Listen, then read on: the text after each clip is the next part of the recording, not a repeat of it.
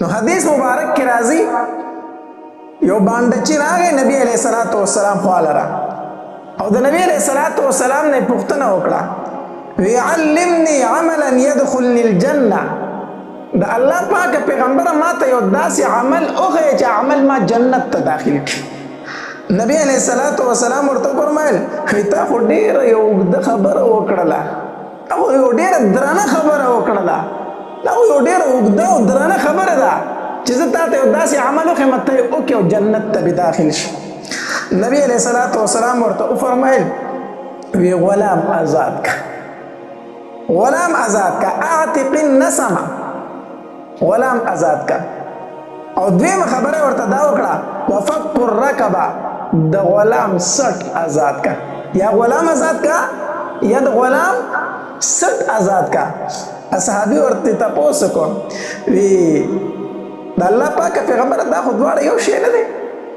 دا خو یو خبره ده یا غلام آزاد کا یا د غلام سټ آزاد کا دا خو یو خبره نه ده نبی علیہ الصلوۃ والسلام ورته فرمایلی نه دا دواړه یو خبره نه ده ما چې درته وویل غلام آزاد کا د دې مطلب دا دی کو طاقت ټکېږي پوره غلام آزاد کا پوره غلام آزاد کا او فک رقبه یا د غلام سټ آزاد کا د دې مطلب دا دی کو پوره غلام نشي آزادولی نو د هغه په ازادۍ کې لږې پیسې ورکه امداد پکې وکړه که پوره نشي آزادولی نو یا پوره غلام آزاد کا یا د غلام په ازادۍ کې څه امداد وکړه تعاون وکړه اوس به ته وایې چې مولي صاحب غلامان خو نشته دی نو زه څه وکړم غلامان نشته قیدیان خو شته دی که نه نو د قیدي په ازادولو کې امداد وکړه یا دا قیدي آزاد که ټول دغه چې څومره جرم دی هغه ورکړه او که هغه نشي کولی نو د هغه په ازادولو کې امداد وکړه تعاون وکړه قیدیانو سره امداد وکړه بیا ورته نبی علیہ الصلوۃ والسلام وفرمایل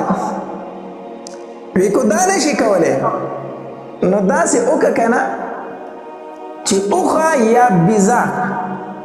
دا چاته په پیو باندې ورکړه هغه به تې پی خوري نو چې کله تې هغه خپل پوی پوره کړو یا دې پی بس کړو نو تا ته به دا څاروی بیا واپس کړي دا هم ډېر د نیکۍ کار دی الله تبارک وتعالی دې زموږ په حال باندې رحم وکړي دا مخکې اوس نشته دی ښه دا مخکې وو خلکو به یو بل غواګانې په پیو باندې ورکولې بیزې به په پیو ورکولې میښې به په پیو ورکولې ته اوس چاته وایې ماله څاروی په پیو راکوي چې دماغ دې ټیک دی صحیح ده که نه دا خبره ختمه شوې ده دا ډېر د ثواب کار دی نبی علیہ الصلوۃ والسلام دې صحابي ته فرمایي بیا داسې وکړه چې یا اوښه چاته په پیو باندې ورکړه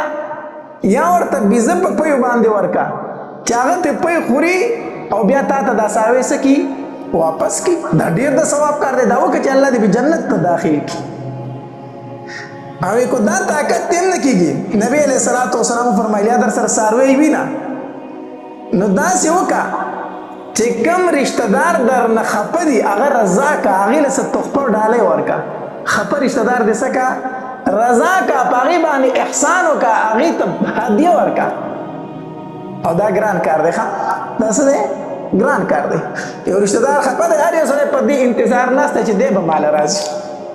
ښه ما سره دومره بد کړي دي زما ورله زما ماله به دې خپله به راځي دې خپله هر سړی دا په انتظار کوي یو وایي ماله به راځي او بل وایي ماله به راځي او څوک پکې به دې انتظار وي څوک پر هله راشي نو د چا کار سره چې ډېر خلک داسې خلک خو ډېر کم پاتې شوي جنت سبا د خلکو په منځ کې روغې کوي اکثر خلک خو د لرې نه تماشه کوي ورکه چې څه ترې نه جوړېږي او بلکې الټه جنګول کوي الله دې زموږ په حال باندې رحم وکړي نو نبی علیہ الصلوۃ والسلام فرمایي ای زما باندې چې صحابي داسې کار وکړه چې یو رشتہ دار در نه خفه دی هغه له څه تحفه ډالۍ ورکړه په هغه باندې احسان وکړه هغه رضا کړه چې الله دې جنت ته داخل کړي نو موږ وایو امې را سره بد کړي دي به یې زه رضا کوم امې را سره بد کړم به زه نبی علیہ الصلوۃ والسلام فرمایي واحسن الی من اساء الیک خو که د هغې چا سره څوک در سره بد کوي خو که د هغې چا سره چې څوک در سره څه کوي بد کوي اوس هغه ښه کوي نو ته چې بد کوي دا خو ته ظالم شوي هغه ظالم دی هغه بد کوي ته ورسره ښه وکړه الله به د دې مطابق تعالی اجر درکړي نو نبی علیہ الصلوۃ والسلام فرمایي وایي خفه رشتہ دار څه کا رضا کا او بیا نبی علیہ الصلوۃ والسلام فرمایي کوي د دې طاقت نه لري که نه په یو وږي باندې ډوډۍ وخوروه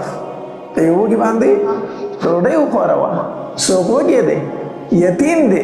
مسکین دی غریب دی په کور کې خرچه نشته په کور کې نفقه نشته کور ته ول راشن اوسه ورته وکړه ورته وګي ګډه مړکا او دارنګي یو انسان تګي دی نو په هغه باندې اوبه وسکوه څه پې وسکوه اوبه پې وسکوه د ګرمۍ موسم کې دا خبره داسې وکړئ یا خو دا ماشینان په دې لارو کې چې لګېدلي بهتره خبره ده که یو سړی ماشین نشي لګولی که نه نو کولر د کور مخې ته کېده په هغې ځایونو کې چې د خلکو پې تګ راتګ کېږي تږي خلک به هغه به ترېنه څه څکي اوبه څکي الله تبارک وتعالی به په تعالی ډېر اجر درکوي او بیا نبی علیہ الصلوۃ والسلام فرمایلو وی د نیکی حکم کوا او د بدو نه منع کوا د نیکی حکم کوا او د بدو نه منع کوا کو طاقت تیر سي خلکو ته خې خبرې کوا د خې خونه کوا یو سړی بد کوي نو منع کوي نبی علیہ السلام حدیث مبارک ته من رأى منکم منکرا فليغير بيده فإن لم يستطع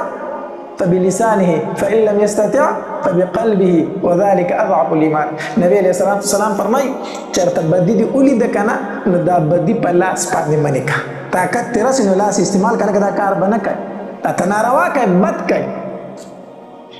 الله نبی علیہ السلام فرمای کو د لاس طاقت نه رسی نو په جبه باندې منه کا خو کو د لاس طاقت تیر رسیدو نه اولی په لاس منه کا ځکه اصله په جبه نه منه کیږي په لاس منه کیږي او کو په جبه دیم طاقت نه رسی کنه نو نبی علیہ السلام فرمای دی بدای ته په زړه کې بدی وایا وذلك اضعف الايمان او دا کمزور ایمان دی او چې بدای ته په زړه کې بدی نه وي ګناه تر په زړه کې ګناه نه وي بیا خو سره ته په دې ګناه کې شریک شوی نو حدیث مبارک کې راځي نبی رسول الله د صحابي ته وی د خو حکم کوا او د بدو نه سکوا منع کوا او بیا نبی علیہ الصلوۃ والسلام فرمایل په کو د دې طاقت ته هم نه رسی کنه نو بس دا جب چپ اوساته او د خیر خبره پکوا دا جب بیا اوساته چپ اوساته او چې خبره پکای نو د خیر خبره کوا دا می درته داسې اعمال اخول چې دا د وکړو جنت ته به داخل کی چرته به داخل کی جنت اصل کې پدې کې به حدیث مبارک کې زما یو مقصد او معاشره کې به تاسو سره کمزور خلک پاتې کیږي لاچار خلک په پاتې کیږي نو داغي سره تعاون کول داغي سره امداد کول داغي په کار راتلل دا مونږ ته حکم دی د نبی علیہ الصلوۃ والسلام او زمونږ د شریعت یو حکم دی نبی علیہ الصلوۃ والسلام هغه صحابي ورته فرمایي وای ما ته داسې عمل اوخیا چې زه حکم الله په ما جنت تبوزي نبی علیہ السلام ورته لومبه کوم عمل هو غلام آزاد کا غلام آزاد مطلب دا د کمزور سره لاس وکړه کمزور خلکو سره څه وکړه لاس وکړه چې الله تبارک وتعالی دې جنت ته داخل کړي